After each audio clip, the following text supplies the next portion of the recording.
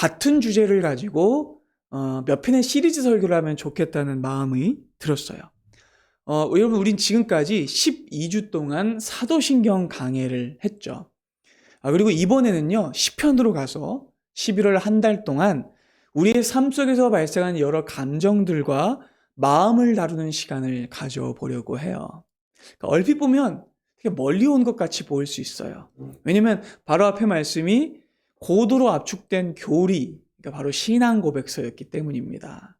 하지만 그렇다고 해서 제가 억지로 이번에는 지난번에는 이성을 다뤘으니까 이번에는 감정을 다뤄야지 하는 건 아니에요.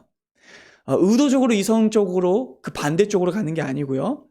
왜냐하면 시편은 다만 감정만 다루는 것이 아니기 때문입니다.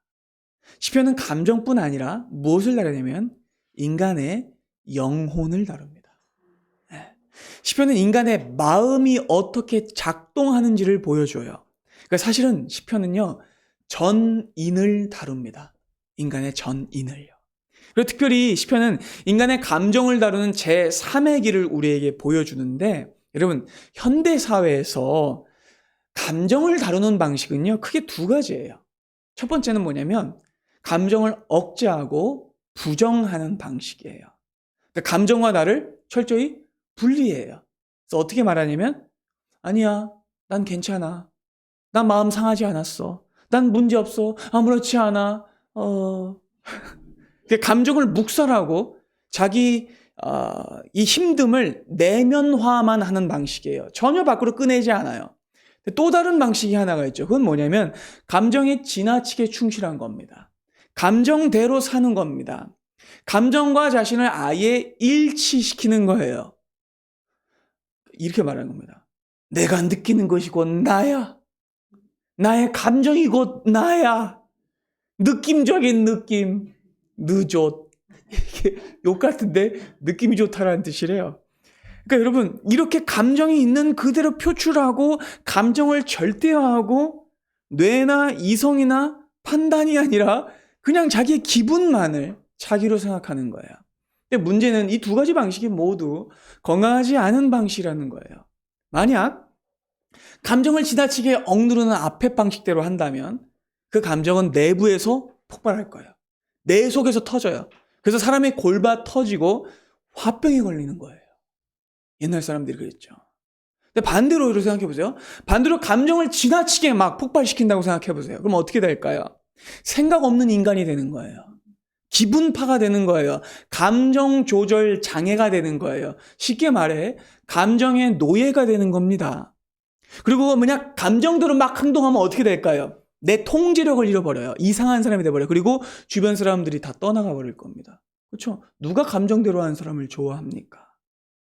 자, 그렇다면 여러분, 시편은 뭐라고 말할까요? 시편은요, 이것들과 달라요. 시편은 놀랍게도 이쪽도 아니고 이쪽도 아닙니다. 시편은요, 제3의 길을, 그 너머의 길을 우리에게 제시합니다. 시편은요, 감정을 그렇다고 무시하는 것도 아니에요. 그리고 감정을 부정하지도 않습니다. 시편은 감정을 억누르지도 않고요, 감정을 폭발시키지도 않아요. 놀랍게도 잘 들으세요. 시편은요, 감정을 하나님께 드리는 기도로 변환시켜요. 깨달으십니까? 시편은요, 감정을 승화시켜요. 그래서 기도로 만든다는 거예요. 그러니까 시편 안에서 감정은요, 억누르는 것도 아니고 토해내는 것도 아닌 거예요. 시편은요, 감정을 기도로 올려드립니다. 와, 놀라워요. 그래서 시편 안에 등장하는 감정들은요, 억지스럽지도 않고요, 과장적이지도 않습니다. 부자연스럽지도 않고요, 오히려 어떠냐면 생생합니다. 그리고 솔직해요. 그리고 굉장히 거침없습니다. 그러니까 여러분 시편 읽을 때마다 좀 놀라지 않으세요? 시편 읽을 때마다 진짜 놀라시죠? 시편 안에는요, 아주 거칠고 뜨겁고 솔직하고 당황스러울 정도로 적나라한 감정들이 마구 나와요. 깜짝 놀라요. 아니 어떻게 하나님 앞에 이런 말을 할 수가 있지? 라는 표현들이 나옵니다. 시편 안에서는요, 하나님을 향한 막 전류가 막 등장해요. 하나님 어떻게 이러실 수 있어요? 어느 데까지입니까? 그리고 원수를 향한 어마어마한 저주가 등장해요. 그리고 하나님을 향한 의심이 등장합니다. 회의가 등장해요. 이게 맞아? 이런 감정들이 등장해요. 그리고 분노와 씩씩거림이 그 안에 있습니다. 시편 안에는요, 청승도 있고요, 비통함도 있고요, 애절함과 저미는 슬픔도 있습니다. 근데 그게 끝이 아니에요. 시편 안에는요, 기쁨도 있고요, 환희도 있고요, 황홀과 충만한 감각이 있습니다. 여러분, 시편은요, 이 모든 감정들을 하나 앞에 기도로 정리해줘요. 여러분, 진짜 우리가 우리의 감정들과 마음들을 온전하게 다스리기 위해서는요, 심리학 공부를 하는 것도 중요하지만 진짜 답은 아니라는 거예요. 그래서 종교개혁자 장 깔뱅 선생은 시편이 우리의 영혼과 우리의 감정을 해부하는 서적이다라고 말했던 거예요. 그러니까 여러분, 지난주는 감정을 좀 우리가 바라봤어요. 그냥 조금 크게 봤던 거예요. 그래서 지난 시간에는 시편 62편을 통해서 감정에 대한 내용을 다뤘다면, 이후에는 조금 한 4주, 5주 정도 동안 여러 감정들을 다룰 거예요. 그렇다고 해서 심리학자들이 말하는 감정의 8가지 단계를 다 다루는 건 아니에요. 좀 굵직굵직한 걸 다룰 텐데, 특별히 오늘은 의심에 대한 감정을 다룰 겁니다. 그리고 이 말씀 안에는 하나 앞에 치명적인 의심과 회의에 빠졌던 한 사람이 회복하는 과정이 담겨 있어요. 그리고 이 말씀을 통해 우리도 의심을 넘어 굳건한 믿음으로 가게 되기를 바랍니다. 여러분들은 그 인생을 살아가면서 만나게 되는 어려움과 시험을 어떻게 받아들이고 계십니까? 하나님은 분명히 완전하신 분이에요. 그렇죠? 하나님은 좋으신 분이죠. 그죠? 그런데 하나님이 그렇게 좋으신 분이고 우리에게 크고 비밀한 계획을 갖고 계신다고 하는데, 우리의 삶에는 고난과 슬픔과 실망과 넘어짐이 있어요. 그렇죠? 우리는 이런 일을 당할 때 크게 당황하고 하나님의 선하심을 의심하게 됩니다. 그리고 이런 질문과 회의는요, 우리에게만 있는 게 아니었어요. 여러분, 수천 년 전 이스라엘 백성들에게도요, 하나님의 현현을 실제로 경험하고 엄청난 기적을 눈으로 목격하고 평생을 성막과 성전에서 봉사했던 사람들도, 3대, 4대, 5대, 6대 신앙인들도 삶의 난제들 앞에서 의심하고 불안했습니다. 그들은 인생을 사는 동안 만났던 수많은 고뇌와 문제들을 하나님께 질문했어요. 그리고 오늘의 본문인 시편 73편은요, 하나님의 백성들, 하나님을 믿는 백성의 위대한 고백으로 사실은 시작해요. 자, 뭐라고 고백하느냐? 하나님이 참으로 이스라엘 중 마음이 정결한 자에게 선을 행하십니다 라는 고백으로 오늘 이 시편은 시작합니다. 여러분, 그렇죠? 이 말씀에 아멘이 되세요? 하나님은 마음이 정결한 자에게 선을 행하세요. 마음이 깨끗한 사람, 마음이 착한 사람을 하나님은 돌봐주세요. 그리고 성도는요, 이 고백을 성도들과 함께 하는 사람이에요. 그렇죠? 이 예배 자리에서. 그렇죠? 근데 여러분, 우리는 이 고백을요, 이상하게 교회 안에서는 잘 하는데 교회 밖에서는 하기가 어려워요.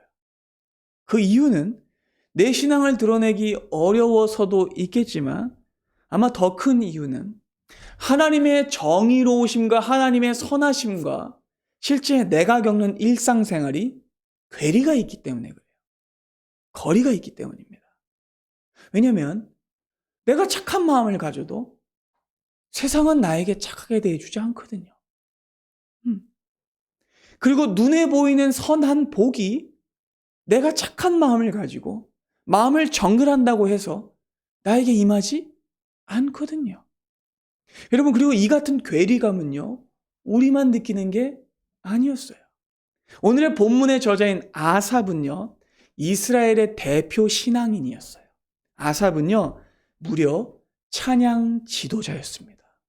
성가대 지휘자였어요. 그는요, 성전 찬양대 전체를 지도하고 성도의 대표와도 같았던 사람이에요. 대대로 이 일을 감당했던 사람이었어요. 근데 그가 이 고백을 하는 중에 몹시 흔들리고 있다는 거죠. 자, 그럼 왜냐면 1절을 끝까지 읽어보면 그가 이 고백의 끝부분을요, 꼬고 있어요. 한번 다 같이 한번 읽어볼까요? 시작. 하나님이 참으로 이스라엘 중 마음이 정결한 자에게 선을 행하시다가 아니에요. 행하시나. 이게 뭐예요? 행하시지만, 행하신다고 했지만 이라는 표현이에요. 그러니까 여러분, 지금 이 말은요, 부정전미사로 끝나고 있어요. 그러니까 앞에 말이 뒤집어지는 꼬랑지예요. 갑자기 삑사리가 나는 거예요. 넘어지고 있는 겁니다. 그러니까 여러분, 이건 이런 뜻인 거예요.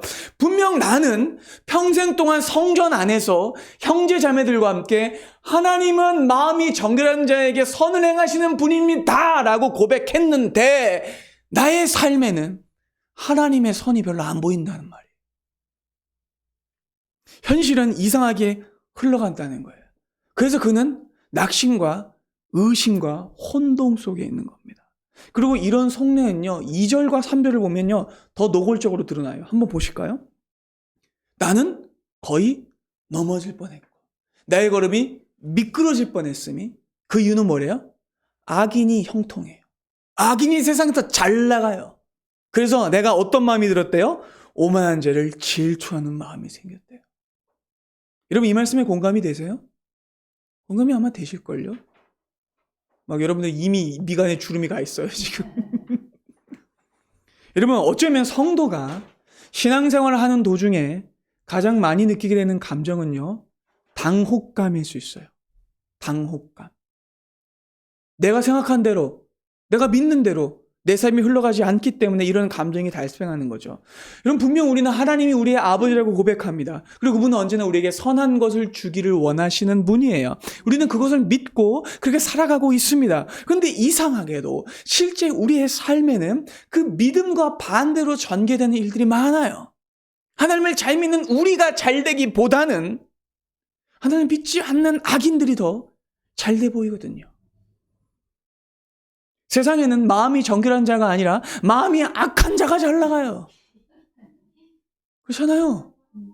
사기치고 속이고 자기 이속만 챙기는 인간들이 좋은 걸 독차지합니다. 물론 우리가 교회 안에 있을 때는 그래도 하나님은 마음이 선한 자에게 선한 것을 주십니다라고 외쳤지만, 예배를 드릴 때는 그것이 믿어졌지만 예배당을 밖으로 나가면 그게 안 믿어져요. 일상 속에서는 하나님의 정의로운 통치가 잘 안 보여요. 그러니까 아삽은요, 이 시를 지은 그 사람은요, 이 현실 앞에서 그의 신앙의 통치로 흔들린 거예요.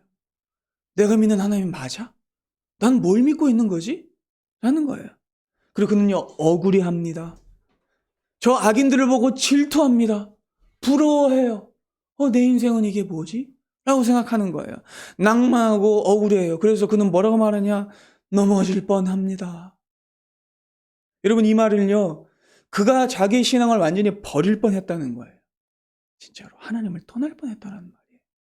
그는요, 엄청난 의심의 상태에 빠져 있습니다. 그는요, 영적으로 현기증을 겪고 있어요. 핑핑핑핑 머리가 돌고 있습니다. 여러분, 그리고 이 본문의 내용을 자세히 살펴보면 아삽은요, 아주 오랜 시간 세상을 관찰한 것처럼 보여요. 그렇죠? 세상에 일어나는 부조리, 불합리함, 부정의 같은 것들을 오랫동안 관찰하고, 그리고 나름대로 그걸 관찰하는 것만 한 것이 아니라 그래도 나름대로 자기 신앙을 지켜온 사람이에요. 그렇죠? 아삽은 이 고민을 하루 이틀 한 게 아닌 것 같아 보여요. 여러분, 그리고 4절과 5절을 보면요, 얼마나 그가 자세하게 관찰했는지 제가 그냥 읽어드릴게요. 그들은 죽을 때에도 고통이 없고 그 힘이 강건하다라고 말합니다. 그러니까 여러분, 악인들은요, 잘 늙지도 않아요. 피부도 탱탱해. 그리고 아픈 데도 없어요. 참 희한해요. 악인들은 왜 이렇게 죽을 때까지 건강한가 몰라. 진짜 희한하지 않습니까? 그리고 죽을 때도 별 고통이 없어요. 천수를 다 누리는 것 같아요. 그리고 5절을 여러분 또 보시면 5절은 이렇게 나옵니다. 보실까요?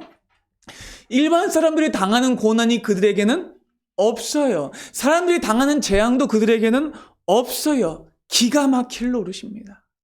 악인들은 일반적인 사람들이 인생 속에서 겪는 고난과 어려움과 재앙을 겪지 않아요. 우리는 예수를 믿는 사람은 정말 수많은 역경들과 어려움들을 겪는데 그들은 인생을 편히 사니 어떤 마음이 들어요? 박탈감이 드는 거예요. 비교의식이 드는 거예요. 열패감이 드는 거예요.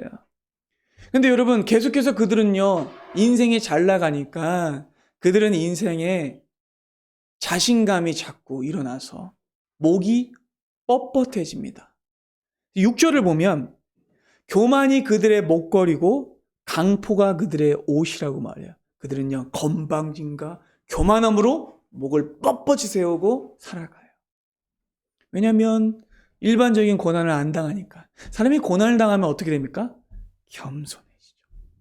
뻣뻣하고 나 잘났다 말했던 사람이 어려움을 겪으면 낮아져요.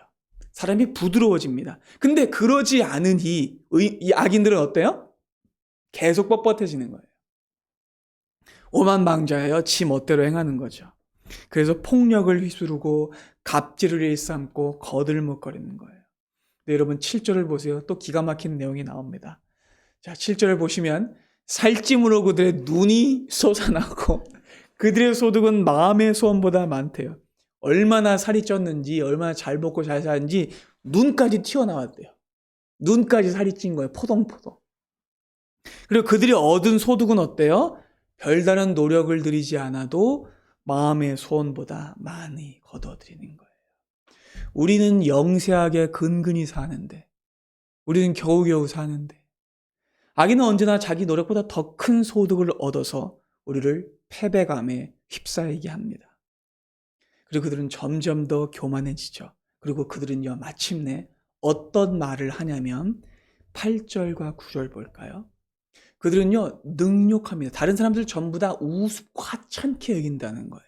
그리고 악하게 말하며 높은 데서 거만하게 팔짱을 끼고 말하는 거예요. 그들의 입은요, 하늘에 있고요, 혀는 땅에 두루다녀요. 여러분, 인생이 잘 풀리고 두려울 게 없고 돈을 잘 벌고 하는 일이 다 걸리는 게 없으니까 어때요? 함부로 말하는 거예요. 자기는 다 잘 되는데 어이구 너는 왜 못해? 라고 말하면서. 그렇죠? 그러니까 이젠 모든 사람을 다 깔보는데 여러분 이렇게 무시무시한 말씀이에요. 입을 하늘에 두고 혀로는 땅을 두루다닌다는 건 무슨 뜻이냐면 땅에 있는 모든 사람들을 평가질한다는 얘기예요. 그리고 심지어 누구를 또 평가하고 조롱한단 말일까요? 하나님까지 평가한다는 이야기입니다. 무시무시한 죄예요. 자, 이제는 완전히 선을 넘어간 거예요. 그들은요, 하나님이 된 것처럼 심지어는 하나님까지 콧방귀를 끼고 조롱한다라는 거죠. 그리고 이 말 안에는 우리를 향한 조롱이 담겨 있어요. 그들은 우리를 보면서 뭐라고 말하냐? 이렇게 말해요. 야, 예수 믿어서 뭐해? 예수 믿으면 빵이 나오냐? 떡이 나오냐? 괜히 궁상맞게 살지 말고 나처럼 살아봐 라고 말한다는 거예요. 하나님은 없어. 내가 하나님이야 라고 말한다는 거죠. 그리고 여러분, 악인들의 이런 조롱은요, 우리의 가슴에 날카로운 칼이 되어 박힙니다. 너무 고통스러워요. 맞는 말 같거든요. 현실과 하나님이 너무 떨어져 있는 것 같거든요. 그리고 여러분, 실제로 이 조롱의 말들은요, 아삽의 동료들도 넘어가게 만들었어요.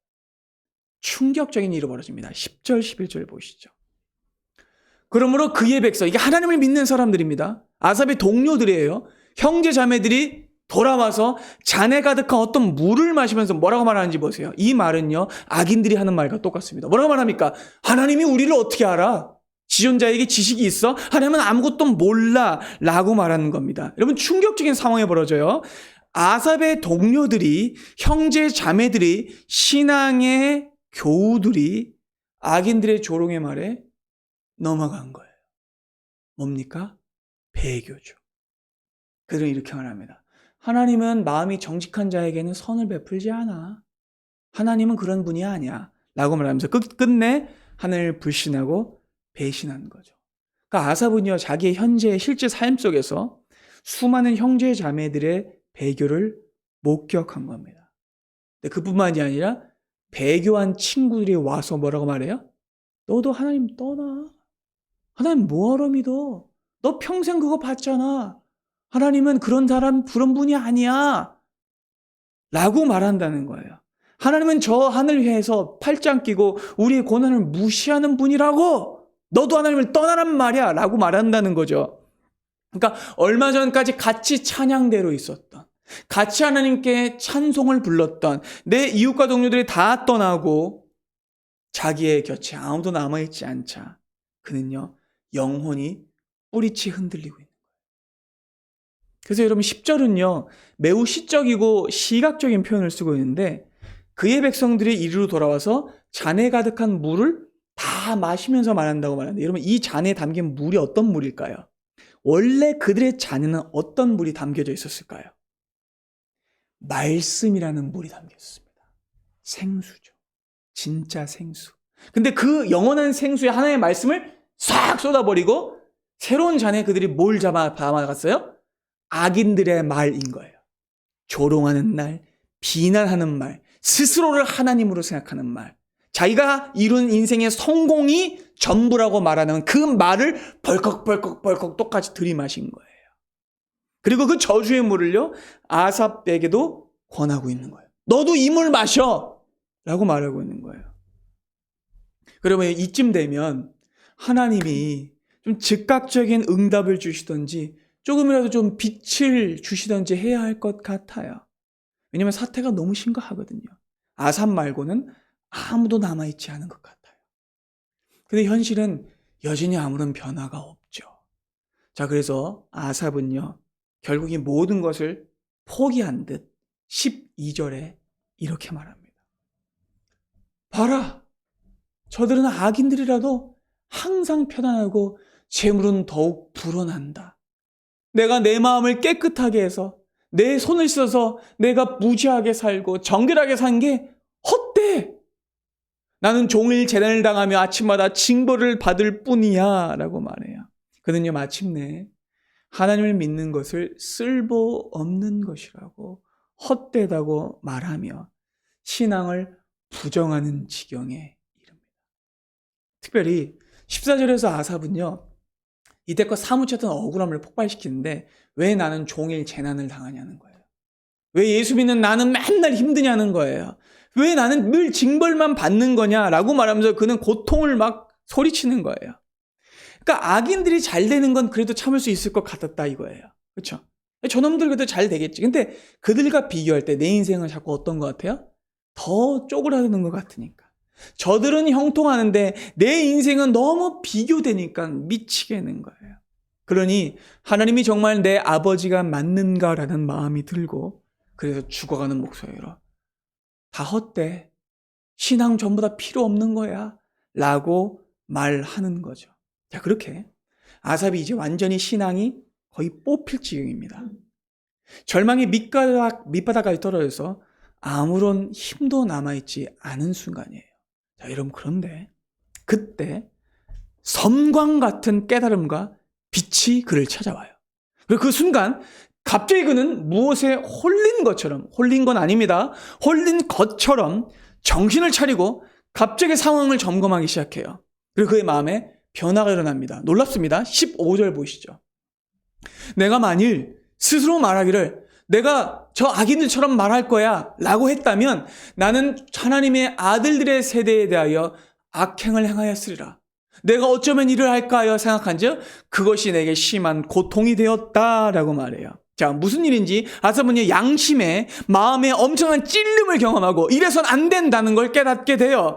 그는요 동료들의 배교와 배교 요청에 넘어갈 뻔했지만 정신을 차리고 갑자기 이건 죄야 라는 걸 깨달게 됐다는 거죠. 그렇다면 여러분 아삽이 갑자기 그 마음이 저 악인들에게 완전히 쓸려갈 뻔했던 그 마음이 돌아오게 되고 정신을 차리게 되고 이것이 죄라는 걸 깨닫게 된 이유가 무엇일까요?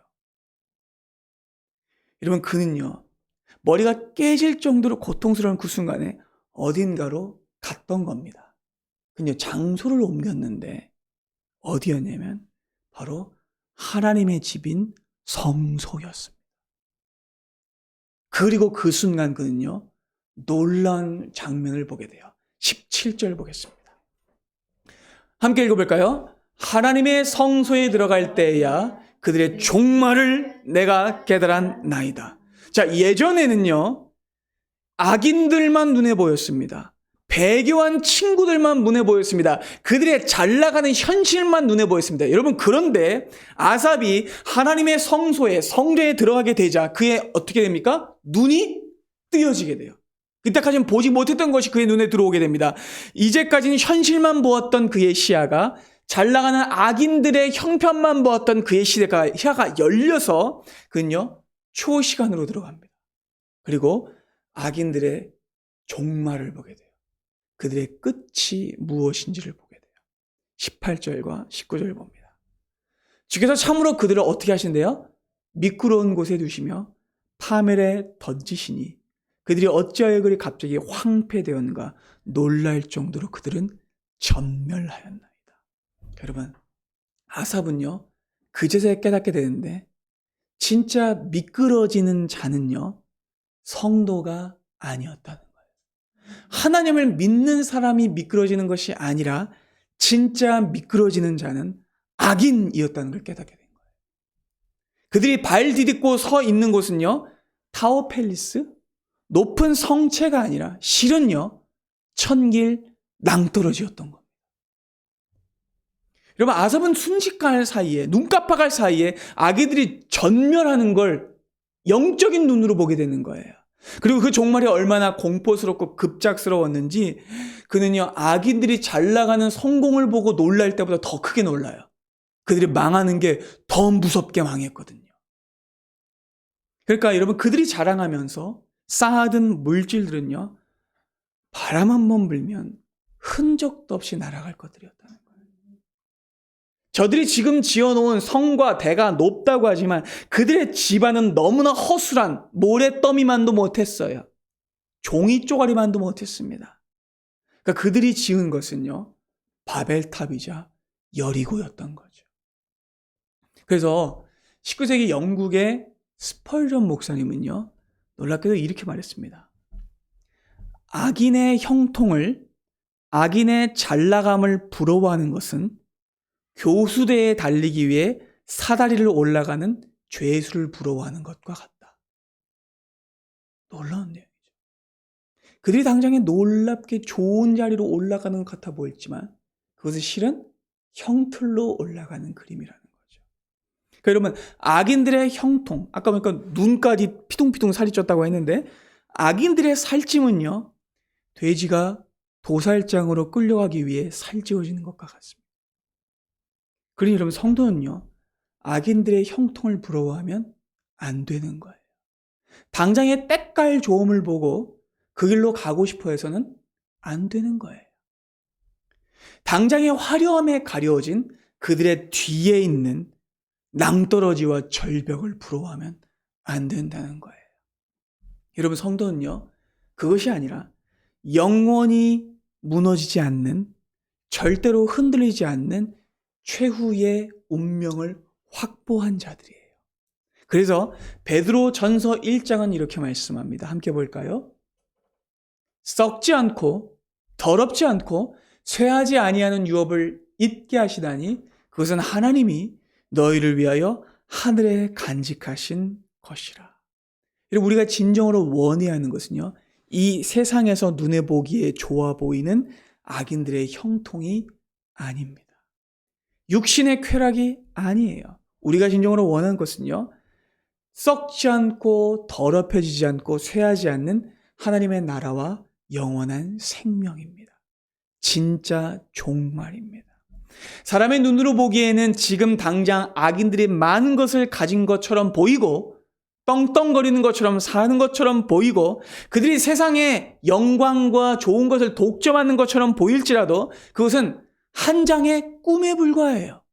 깨버릴 것에 불과합니다. 그래서 20절이 이렇게 말씀하는 거예요. 자, 20절 한번 볼까요? 주여, 사람이 잠을 자고 어떤 좋은 꿈을 꾸다가 딱 깨어버린 후에는 그 꿈이 어떻게 돼버려? 무시되고 날아가 버립니다.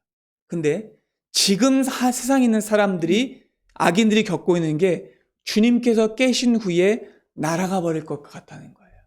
그리고 그 시간이 되면 그들은 하나님 앞에 멸시받게 될 겁니다. 자, 누가복음 12장에는 한 부자가 등장합니다. 이 부자는 옛날에도 부자였지만 특별히 그 해에 어마어마한 풍작을 거뒀어요. 그래서 곡식 창고가 부족할 지경이었죠. 부자는요, 자기가 이제 지금까지 지내온 것을 전부 다 돌이켜봐도 이 한 해 동안 벌어들인 것만 못하다는 걸 깨닫게 돼요. 그래서 너무 자만해서 그날 밤 이렇게 말합니다. 자, 이제 아무 걱정이 없다. 이제 평생 놀고 먹어보자. 여러분, 그날 밤 하나님이 그 부자의 꿈에 나타나셔서 그에게 말씀하십니다. 20절부터 볼까요? 하나님이 이렇게 말씀하십니다. 어리석은 자여, 오늘 밤에 너의 영혼을 내가 찾아갈 것이다. 그러면 네가 쌓아두고 저장해두고 자랑했던 그 모든 것이 누구의 것이 되겠느냐? 그러니까 자기를 위하여 재물을 쌓아두고 하나님께 대하여 부여하지 못한 자는 이와 같은 거예요. 여러분, 평생 그 사람은 뭘 의지했습니까? 자기 돈, 자기 명예, 자기의 가지고 있는 재물, 그것을 갑옷으로 여기고 자기의 재산이 안전을 확보해 준다고 생각했어요. 그런데 여러분, 그 재물이 그의 생명을 지켜주었나요? 아니요. 하나님이 그 생명을 가져가시자 전부 날아가 버립니다. 그러나 하나님의 심판을 그날 밤 받게 되죠. 생명은요, 돈으로 거래할 수 없습니다. 그럼 우리가 또 봤던 부자와 나사로의 비유도 똑같아요. 그 부자는 이 세상에 있을 때 너무나 부유했어요. 근데 돈이 그를 지켜주었나요? 돈이 그를 천국 가게 했나요? 돈이 그가 아브라함의 품에 안기게 했나요? 아닙니다. 그는요, 지옥에 가서 고통받습니다. 그가 자랑하던 것이 그를 지켜주지 못했다는 겁니다. 아무리 많은 돈과 명예가 있어도, 이 땅에서 아무리 내가 잘 되는 것 같아 보일지도 하나님이 부르시면 그 모든 것은요, 길바닥에 버려져 있는 쓰레기만도 못한 거예요. 그때가 되면 모든 사람은 죄인으로 하나님의 심판대 앞에 서야 되는 겁니다. 그러니까 이 땅에서 삶이 아무리 잘나 보일지라도 하나님의 심판이 임하면 악인들은요, 오도방정을 떨면서 처참하게 멸망당할 거예요. 그럼 영화 타이타닉을 기억하시죠? 아카데미 11개 부문상을 수상했던 이 타이타닉은 20세기 초에 일어났던, 한 100년 전에 일어났던 실화를 바탕으로 한 영화인데, 타이타닉은 당시 최대의 호화 여객선이었습니다. 그리고 이 배의 별명은 Unsinkable Ship이었어요. 가라앉지 않는 배, 절대로 침몰하지 않는 배. 여러분, 타이타닉은 당시 최고의 기술력으로 축조된 안전한 배였습니다. 그런데 여러분, 그 배가 어떻게 됐습니까? 완전히 침몰하고 말았어요. 그리고 그 침몰이 왜 충격적이냐면 첫 항해에서 침몰했기 때문에 그래요. 그 배에 탄 사람들은요, 대부분이 부자들이었어요. 그렇죠? 호화 여객선을 일반 사람들이 어떻게 타요?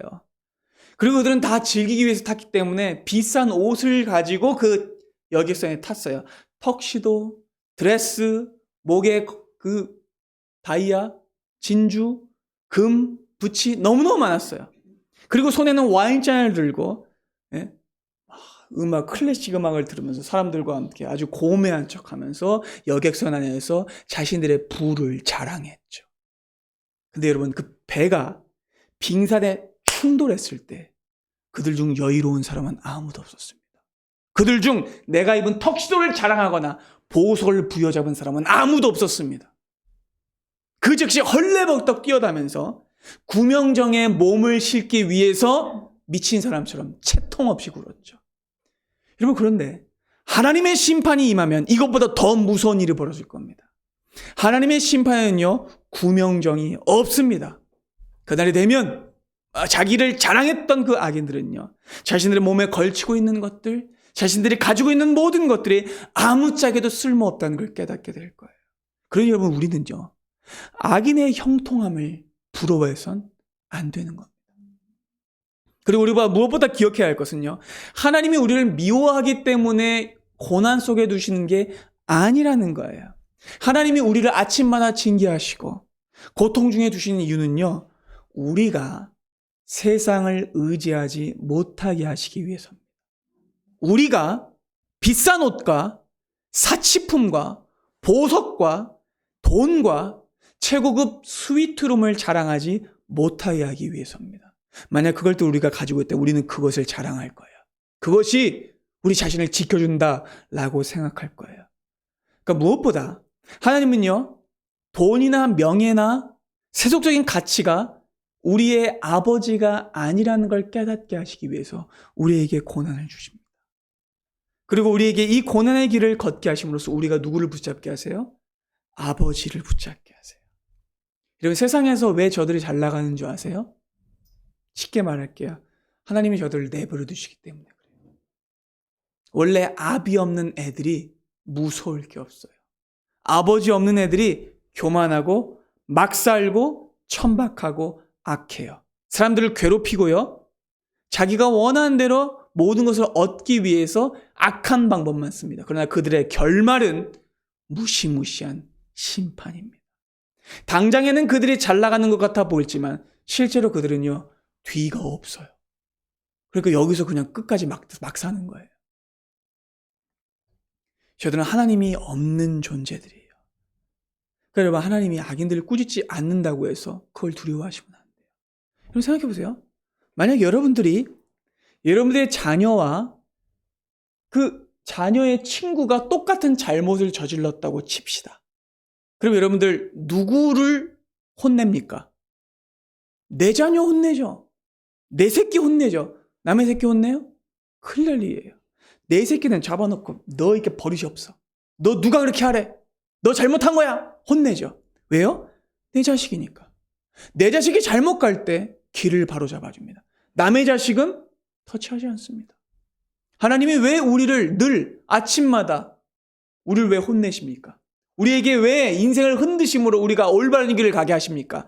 우리가 하나님이 아닌 다른 것을 아버지로 삼지 않게 하기 위해서입니다.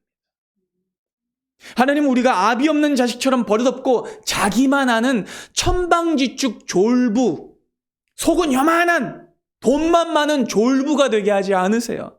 하나님은 우리가 천민자본주의자가 되기를 원하지 않으십니다. 하나님은 우리가 하나님의 자녀답게 겸손하길 원하세요. 보세요. 하나님 믿는 사람들은 겸손해요. 하나님 믿지 않는 사람들, 자기 돈과 재물을 믿는 사람들은요, 오만해요. 저밖에 없어요. 근데 여러분, 우리 하나님이 어떤 아버지셨는지 기억해야 합니다. 하나님은 겸손하신 분이십니다. 하나님은 우리가 거룩한 품위를 갖춘 왕의 자녀가 되기를 원하십니다. 그리고 여러분, 아삽은요, 이 놀라운 진리를, 최후의 결말을 어디에 갔을 때 깨달아요? 성소에 갔었을 때 깨닫게 되는 거예요. 여러분, 이게 얼마나 큰 놀라운 은혜인지 몰라요. 세상에 있으면 우리는 못 깨달아요. 그런데 성소에 와 기도하고 하나님 앞에 나오면 우리는 영적인 눈이 열리는 거예요. 세상을 더 이상 바라보지 않게 되는 거예요. 여러분, 어디가 가장 좋은 곳일까요? 수십억이 호가하는 강남의 타워 팰리스일까요? 두바이 왕족의 왕궁일까요? 청담동 거대 저택일까요? 아니요. 그것들은요, 시간이 지나면 아무런 가치가 없어져요. 다 무너질 것들이에요. 그러나 여호와 하나님 아버지의 집은 절대로 무너지지 않습니다. 우리는 그 진리를 붙잡아야 돼요. 그러니까 아삽이 그걸 깨달으니까 이제는 뭘 하냐? 이제는 회개하는 거예요. 자기가 흔들렸던 것을 21절부터 보겠습니다. 그때 아삽이 깨달아서 내 마음이 산란하여, 내 마음이 막 불편하고 흔들려, 내 양심이 찔리는 거예요. 이제는 자기를 뭐라고 말해요? 내가 주님 앞에 짐승 같았다고 말해요. 내가 이같이 무매무지함에 주 앞에 짐승이었다고 말해요.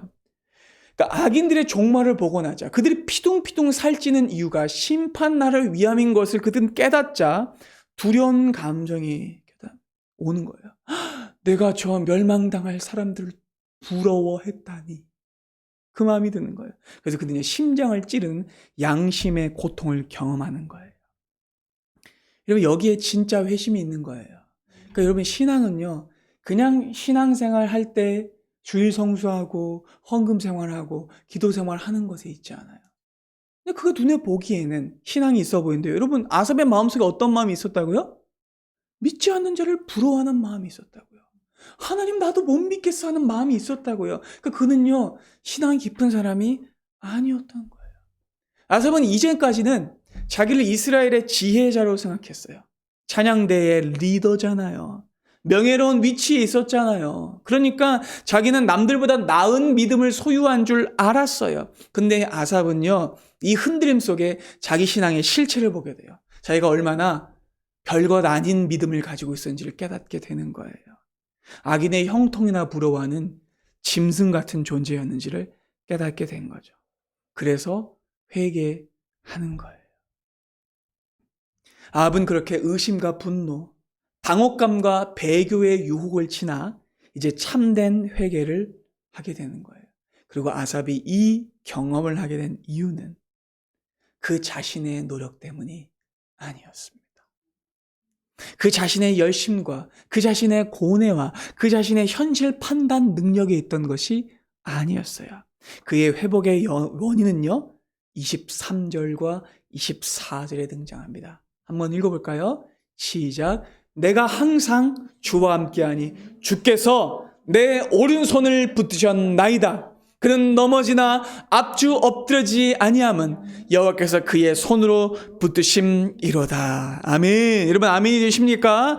아삽이 여기까지 올 수 있었던 이유는, 아삽의 눈이 열리게 된 이유는, 아삽이 회개하게 된 이유는, 아삽이 다시 하나님 앞에 올바르게 서게 될 수 있는 이유는 그 자신의 믿음 때문이 아니었고 하나님이 그를 붙드셨기 때문이었습니다. 그는 그래서 비록 넘어지지만 엎드러지지 않았던 거예요. 우리는 놀랍게도 아삽보다 더 격정적인 경험을 한 사람의 이름을 알고 있어요. 그 사람의 이름은 베드로예요. 베드로는 아삽처럼 믿는 사람의 대표였어요. 베드로는요, 12제자 중에 대표였죠. 믿는 신앙인의 대표였습니다. 그리고 베드로는 언제나 그 11제자들 앞에서 떵떵거리면서 소리쳤어요. 난 믿음 좋아. 그렇죠? 그리고 이렇게까지 얘기했습니다. 예수님, 이 11명은 전부 다 예수님을 버려도 저는 안 버릴 테니까 걱정하지 마십시오. 그러니 품 안에 뭐도 숨기고 왔었어요? 칼도 숨기고 왔었던 거예요. 나름대로 자기는 예수님의 보디가드였던 거예요. 그러니까 베드로는 당장이라도 그 칼을 들고 자기의 배를 가를 수 있을 만큼의 사랑과 믿음을 가지고 있다고 생각했었어요. 근데 여러분, 그의 그 뜨거웠던 마을은 몇 시간이 안 가 죽음의 위기 앞에 차갑게 식어버리고 말았습니다. 베드로는 주님께서 잡히시던 그날 밤 주님의 말씀대로 닭이 울기 전에 3번이나 주님을 부인합니다. 그리고 그는 저주하며 맹세까지 하죠. 그러니까 자기가 마음이 정결한 자라고 착각했던 베드로는요, 처참하게 실패한 거예요. 그는 천한 여종의 한마디에 넘어졌고요, 회생이 불가능할 정도로 추락했습니다. 아삽보다 더하죠. 아삽은 그래도 배교하지는 않았어요. 배교의 목전까지 갔지 배교를 하진 않았어요. 근데 베드로는 어땠어요? 배교를 했습니다. 배신을 했어요. 그래서 그는요, 자신의 이 수치를 참을 수가 없는 거야. 하나님 앞에 낯을 들 수가 없는 거야. 예수님의 얼굴을 볼 면목이 없어요. 그래서 갈릴리 바닷가로 돌아가서 그날 밤새도록 그냥 우물이란다. 그물을 던지면서 괴로워했던 거예요. 근데 그때 주님께서 그 새벽에 베드로가 배신했던 시간에 그를 찾아오십니다. 베드로의 평생에 가장 수치스럽고 고통스러웠던 기억이 있었던 그 새벽 시간에 주님은 떠오르는 태양을 등지고 그를 찾아오세요. 그리고 그를 붙들어서 어떻게 하십니까? 그 의로운 오른손으로 일으켜 세우십니다. 여러분, 베드로는요, 성경에 등장하는 그 어떤 인물들보다 가장 공개적으로 망신당한 사람이었어요. 진짜 배신자였죠. 그런데 그가 다시 일어납니다. 그 이유는 예수께서 베드로의 영혼을 붙잡아 일으켜 세우셨기 때문입니다. 사랑하는 여러분, 우리가 오늘 이 시간 여기 있을 수 있는 이유는 우리의 노력과 공로 때문이 아닙니다. 여러분들의 믿음과 감정 때문이 아니에요. 여러분들의 열심 때문이 아니에요. 여러분들이 이 자리에 있을 수 있는 이유는 우리 주 예수께서 여러분들을 붙잡고 계시기 때문입니다. 사실 여러분, 우리는요, 정결한 마음을 가지고 있지 않아요. 내 마음이 나름대로 착하다고 생각하죠. 아니에요. 그거 위기 오면 순식간에 넘어지고 사라져버릴 겁니다. 우리가 가진 건 어쩌면 악인의 형통을 부러워하는 피해의식, 자격지심, 비교의식, 그것들 뿐일지도 몰라요. 우리는 그 감정들에 취하고 의심에 사로잡히고 악인들의 잘나감을 부러워합니다. 그러나 하나님은 우리에게 성소를 준비해 주셨기에 우리는 그 성소에 들어갈 때 회복될 수 있는 거예요. 그리고 여러분, 여기에 이 성소를 넘어서는 진정한 복음의 초대와 찾아옴이 있는 겁니다. 여러분 보세요. 아삽은 성소로 찾아갔죠? 근데 여러분, 진짜 복음의 핵심은 뭔지 아십니까? 성소가 우리에게 오신 겁니다. 누구십니까? 예수 그리스도이십니다. 하나님의 성전인 예수께서 우리에게 찾아오셨어요.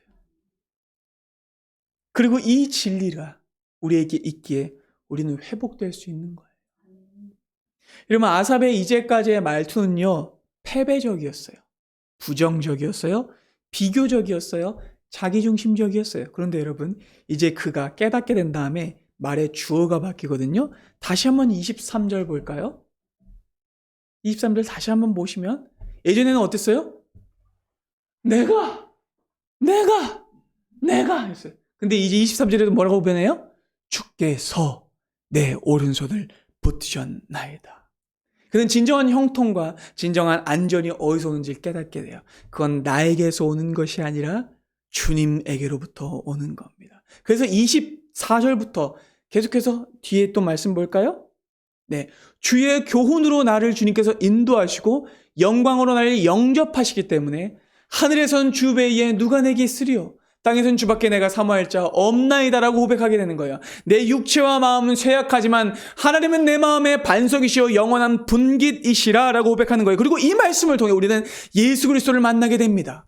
예수 그리스도께서 우리를 주의 교훈으로 인도하시고 우리를 영접하셨습니다.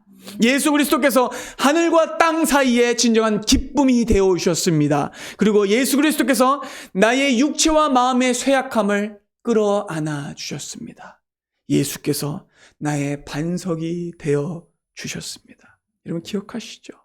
예수님께서 제자들이 다 자빠져 살 때 겟세마네 동산에서 반석을 붙들고 반석이 되어 기도하셨습니다.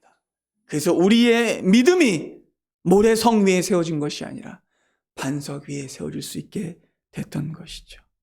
그렇게 하나님을 완전히 신뢰하고 끝까지 배신하지 않으신 예수 그리스도께서 계시기 때문에 아삽같이 행하지 않으시고 베드로같이 행하지 않으신 그분이 우리를 대신하여 하나님으로부터 끊어지셨기에 우리는 하나님의 자녀가 될 수 있었습니다.